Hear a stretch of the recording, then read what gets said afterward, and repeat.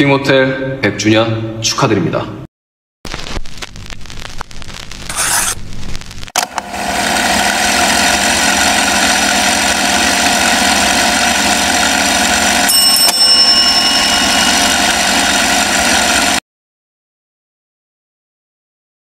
Inilah akibatnya jika dari tadi mereka tidak mengangkat telepon. Daal dan Pyonghwa pun langsung menyidak Guwon dan juga Sarang. Akhirnya, Guwon dan Sarang mengakui hubungan mereka berdua. Mereka heran kenapa dari dulu tidak jujur saja sampai harus menutupi kepada mereka semua. Rowoon juga heran, harusnya mereka diselamati bukannya malah dimarahi. Daal hanya agak kecewa karena Sarang tidak cerita apa-apa sementara mereka selalu bercerita ini dan itu dan tidak ada yang ditutup-tutupi. Namun, yang penting sekarang mereka mengungkapkannya dan tidak ada lagi yang dirahasiakan. Jika suatu hari nanti tiba-tiba Pak No mengungkapkan jika ia adalah anak komisaris pun, Daal tidak akan pernah memaafkan mereka lagi. Karena takut mereka marah, akhirnya Guwon mengakui jika ia memang anak komisaris. Sarang lalu mengenalkan pacarnya ulang jika ia adalah Guwon, anak Pak Komisaris di Hotel King. Dan Pak Eo sebenarnya Pak No Sansik, sekretarisnya Guwon. Daal dan Pyonghwa langsung tertawa dan kemudian mereka mengambil alas duduk dan juga jus untuk Guwon. Selama ini di hadapan Guwon, mereka berdua selalu menjelek-jelekan Guwon yang mana adalah bos mereka. Mereka pun duduk bersama di bawah dan Daal meminta maaf karena dirinya sering melakukan kesalahan kepada Guwon. Guwon berucap dan meminta kepada mereka untuk memperlakukannya santai seperti biasa karena sekarang Guwon bukan bos mereka namun pacarnya Sarang.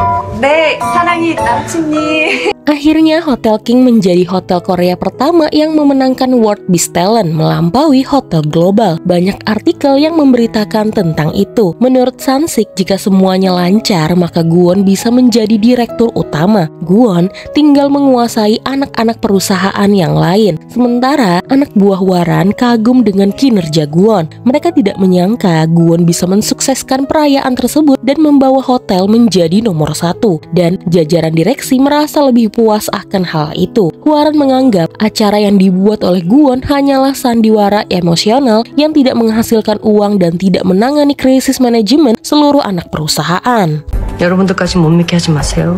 Saat rapat, ayahnya Guwon memuji putranya yang mengadakan perayaan tidak seperti tahun-tahun sebelumnya dan kali ini sukses besar. Namun menurut anak buah Hwaran, acara mungkin sukses tapi tidak dengan laba perusahaan yang masih berjalan di tempat. Dan menurut Hwaran, mereka harus memulai sistem manajemen darurat karena setidaknya harus ada satu orang yang masih waras memikirkan perusahaan ini. Namun tidak dengan Guwon. Darurat manajemen itu hanya sandiwara tim dari Hwaran saja. Itu adalah modus perusahaan untuk menimbun uang dengan memangkas anggaran para karyawan. Bagaimana bisa tim dari Hwaran ingin menjadi grup King mendunia, tapi solusi yang diberikan malah memeras keringat pegawai mereka. Jadi, menurut ayahnya Guwon, Hwaran memberikan solusi menyelamatkan perusahaan dengan memangkas anggaran, sementara Guwon tanpa memangkas anggaran. Untuk itu, ayahnya ingin mereka berdua segera memberikan laporan bagaimana anak-anaknya ingin membentuk grup King ini. 본격적으로 전쟁이 시작됐는데 만 되고 뭐 천만 되고 다 오라 그래 뭐 끄떡없어.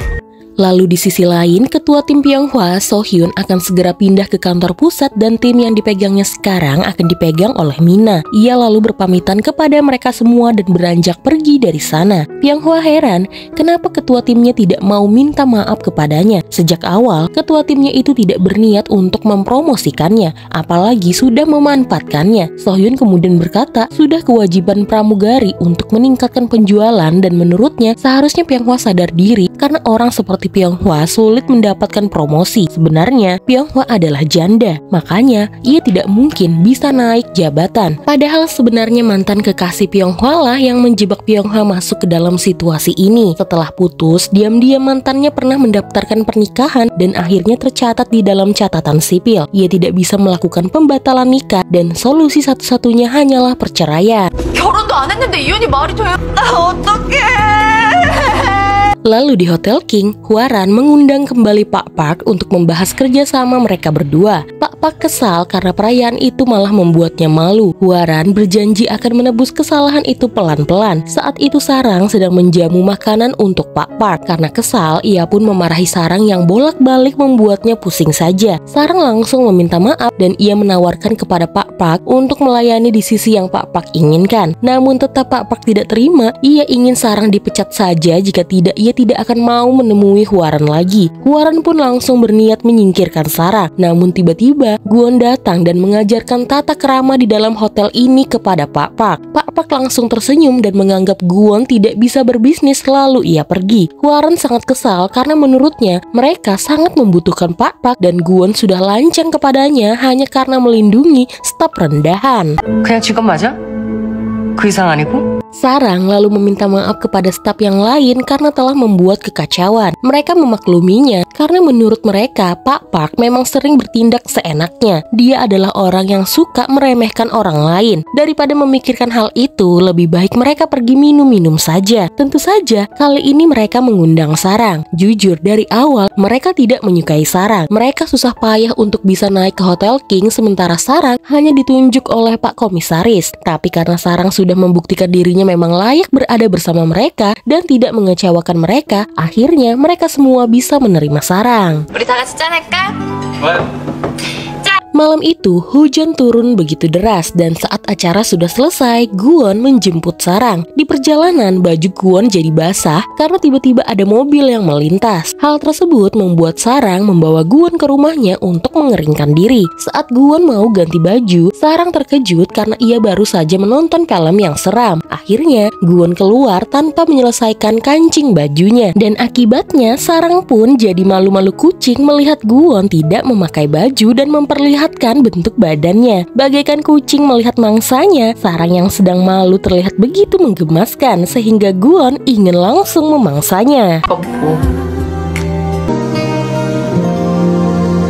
Di kantor Hwaran, ia mengundang Sansik untuk memberikannya satu pekerjaan penting. Hwaran menawarkan kenaikan jabatan yang tinggi untuk Sansik asalkan Sansik mau melaporkan apapun yang Gwon lakukan sampai ke hal yang pribadi sekalipun. Apakah Sansik menerima tawaran dari Hwaran? 어디까지 끌어주실 수?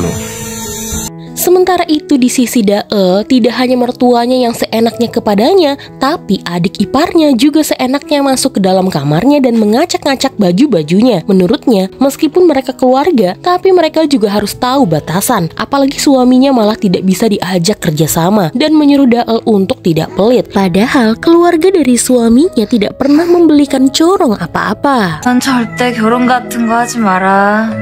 Akhirnya, Sarang bertemu dengan ibu Kim Okja, si penyelia kamar, dan berbincang dengannya. Sarang lalu bertanya apa ibu Okja mengenal seorang wanita yang bekerja di hotel ini dan ia bernama Han Misu. Tentu saja ibu Okja mengenalnya karena Han Misu adalah sahabatnya. Sarang lalu janjian bertemu dengan Gwon. Ia lalu mengajaknya ke pantai untuk mengenang ibunya Sarang. Dan di sana, Sarang memberikan Gwon sebuah foto yang mana itu adalah foto ibunya Gwon yang diberikan oleh ibu Okja. Sarang berharap Gwon mau menemui ibunya agar ia tidak menyesalinya. 서울 가면 꼭 만나서 얘기 들어봐. Sementara itu, suami Hwaran ternyata mengajukan cerai kepada Hwaran. Ia sudah lama ingin melakukannya, namun Hwaran selalu menghindar. Hwaran bersikeras jangan sekarang, namun suaminya harus melakukannya sekarang. Tidak perlu sampai sidang, Hwaran cukup tanda tangan surat perceraian saja. Lalu tiba-tiba anak Hwaran yang ada di Amerika menelponnya. Awalnya Hwaran ingin menolak karena ia sibuk, tapi ia kaget karena ternyata putranya yang bernama Jihu tiba-tiba kembali ke Korea. Bukannya melepas rindu, Hwaran justru menegur putranya itu untuk membiarkan ibunya hidup dengan tenang. Kehadiran Jihu justru membuatnya tambah pusing. Putranya hanya bisa meminta maaf. 미안한 거 알면 돌아가. Lalu pada suatu hari, manajer John datang untuk memberitahukan Sarang tentang tim impian. Tempat tertinggi para hotelier seperti mereka adalah tim impian. Tim itu bekerja mendampingi acara pribadi komisaris dan hanya staf terbaik yang bisa terpilih. Dan Pak Komisaris akan ada acara di pekan ini. Sekretarisnya menghubungi manajer John untuk merekrut Sarang masuk ke dalam tim tersebut. 감사합니다. 아직 뭔지는 Singkat cerita, tim impian pun berangkat ke rumah komisaris yang juga rumahnya Gwon. Sama seperti peraturan tim lainnya, staf harus menjaga martabat hotel dan juga komisaris. Lalu, Sarang memilih baju seragamnya yang terkesan malah mirip asisten rumah tangga. Sebelum bekerja, mereka harus briefing terlebih dahulu. Perlu diketahui, tim impian tidak pernah berbuat kesalahan, begitu pula hari ini. Kemudian, mereka menyajikan makanan di meja ayahnya Gwon dan tamunya yang tak lain adalah pemilik pemilik hotel Royal Perch dan putrinya Yuri. Di sana ternyata juga ada Gwon. Gwon terkejut melihat Sarang ada bekerja di rumahnya, dan pertemuan itu ternyata membahas tanggal pernikahan Yuri dan Gwon. Sarang langsung terkejut dan ia menjatuhkan piring tepat di hadapan Gwon dan juga tamu-tamu itu.